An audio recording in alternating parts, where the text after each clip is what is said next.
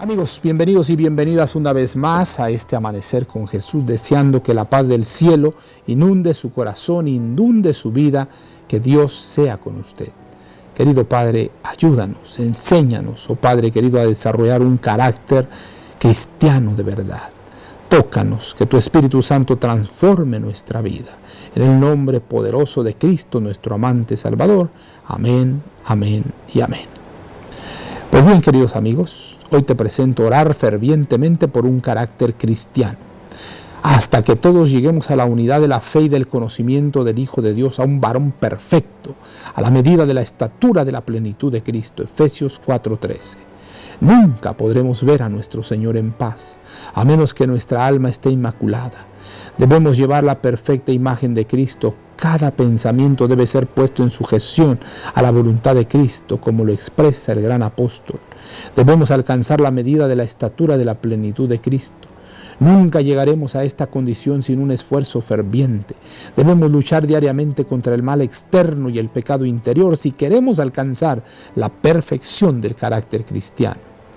Los que se ocupan en esta hora verán mucho por corregir en ellos mismos y dedicarán tanto tiempo a la oración y a comparar sus caracteres con la gran norma de Dios, la divina ley, que no tendrán tiempo para comentar y chismear acerca de las faltas de otro, ni tampoco para disecar sus caracteres.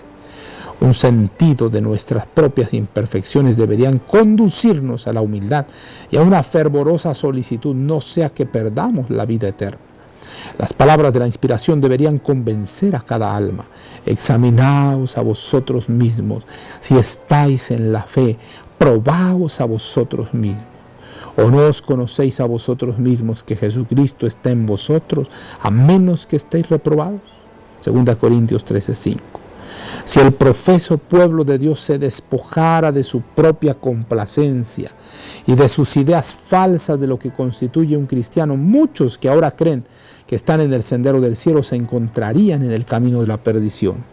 Muchos cristianos profesos que se sienten orgullosos de la religión se estremecerían como una hoja de álamo temblón en la tempestad si pudieran ser abiertos sus ojos para ver lo que es realmente la vida espiritual. Ojalá que los que ahora descansan en una falsa seguridad puedan despertarse para ver la contradicción entre su profesión de fe y su conducta diaria. Para ser cristianos vivos debemos tener una conexión vital con Cristo. Cuando los afectos están santificados, nuestras obligaciones para con Dios ocuparán el primer lugar, siendo secundario todo lo demás. Para tener un amor firme y siempre creciente hacia Dios y una percepción clara de su carácter y sus atributos, debemos mantener los ojos de la fe fijos constantemente en Él. Cristo es la vida del alma, debemos estar con Él y Él en nosotros, o de otra manera somos pámpanos secos. The Review and Herald, 30 de mayo de 1882. Oh Señor, queremos aprender de ti. Queremos ser mansos y humildes de corazón, un carácter semejante al de Cristo, nuestro amante Salvador. Tómanos, Señor, a pesar de nuestras deficiencias, de nuestras carencias, de nuestras limitaciones, y ayúdanos a ser diferentes, totalmente transformados en el nombre de Jesús. Quédate en nuestros corazones. En ese nombre santo, santísimo, te lo pedimos todo. Amén, amén y amén.